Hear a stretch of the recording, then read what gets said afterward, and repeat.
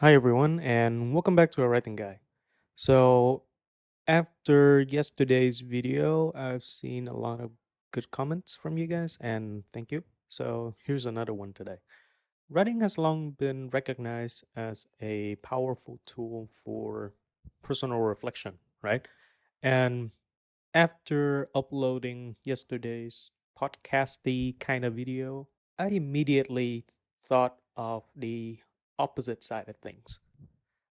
There are cases when writing could bring about the opposite negatives to your own mental health and thinking.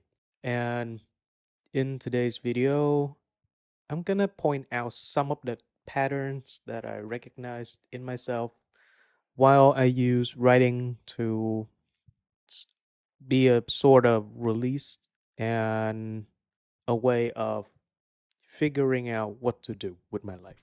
And disclaimer, I'm not a professional on psychology, so please take everything I say here in this video with a grain of salt. This is my own personal observations, and if you disagree with what I list out in this video, feel free to comment down below and let other people know how it goes for you as well. We all live different lives, and your comments might shine some light on what others are encountering as well. So, one thing that I usually find myself doing whenever I'm overwhelmed with heavy burdens and thoughts during writing sessions is to constantly remind myself of what I've done wrong, and repetitively inject those thoughts into my brain. Writing a lot is good, don't get me wrong, but too much self projection in your writing can cause a lot of harm. And it makes your own thinking pattern crooked. And I don't know, it kind of directs you into a constant loop of self destruction. You are sad, and then you get pissed off because you're sad, and then you get pissed off because you get pissed off, and it repeats. This is also the reason why in the previous video I mentioned that you need to step away from your own writing from time to time to be able to distance yourself from overly positive or negative thinkings that you may have written in your journal. A tip that my psychiatrist told me was something along the lines of you need to appreciate your thinking, but don't let it become your identity. It's just a thought. It takes like 2 seconds for your thoughts to come out. So don't attach your identity with the thinking that you have. By writing, you can pick it out of your brain and let it go. And don't let it wander around your mind into something that you can control. Instead of thinking, am I doing good enough? I would totally suggest that you write the things down, judge the value of your work through clear criteria, and then judge everything you wrote down. And just look at them alone. Don't bother bringing in more ideas on your page because you will get confused and you'll get into that loop. Another thing that I usually see is when I write everything down and my thoughts laid bare in front of me. And somehow I still tend to avoid or deny my own personal feelings by trivializing those ideas. A real common trait of this is when I do not write down everything honestly, I would try to dodge the topic using unclear wording or even lying to myself, and then I close the notebook and then walk away. Again, this might just be me alone, but don't feel pressured to show your writing journal to anybody. And again, it somehow is kind of embarrassed to find yourself thinking negative thoughts. But again, it's your thoughts. You have the rights and the obligations to be honest with yourself. So you know what you're up against and what you can do to start resolving the issues. And unless you start being truthful about your emotions and shortcomings, you're not taking the first step to using your journal to start working on your flaws.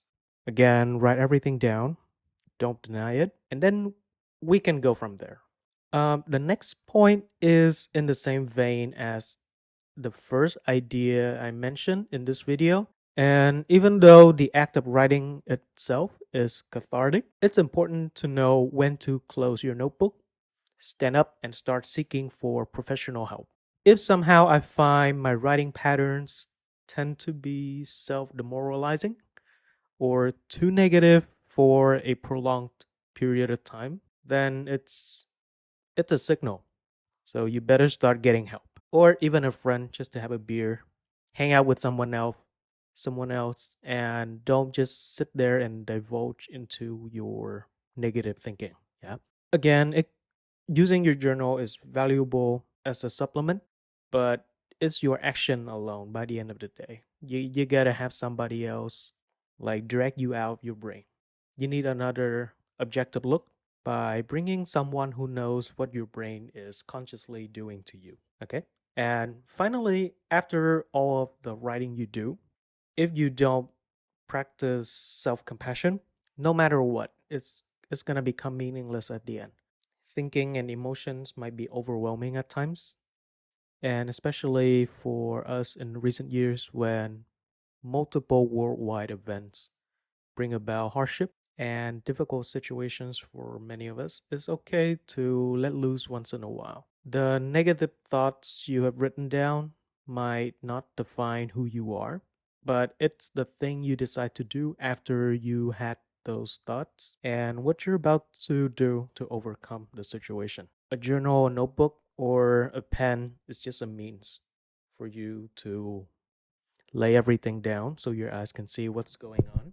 And in the end of the day, the only person who can forgive yourself for thinking too negatively or stand up and change the situation is you alone. So, those are my thoughts on how to not use your journal. Again, writing is good, but don't just sit there and self pity 24/7.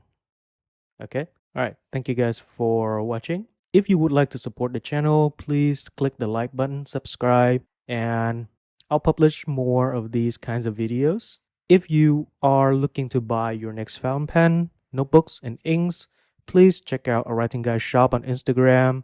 I offer worldwide shipping and 24/7 support.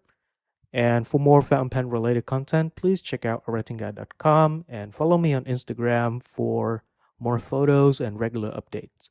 Thank you guys for watching, and I would like to know your thoughts as well. Okay, if you disagree with me, feel free to comment down below. I would love some long and thoughtful comments down there. Okay, I'll see you in the next one.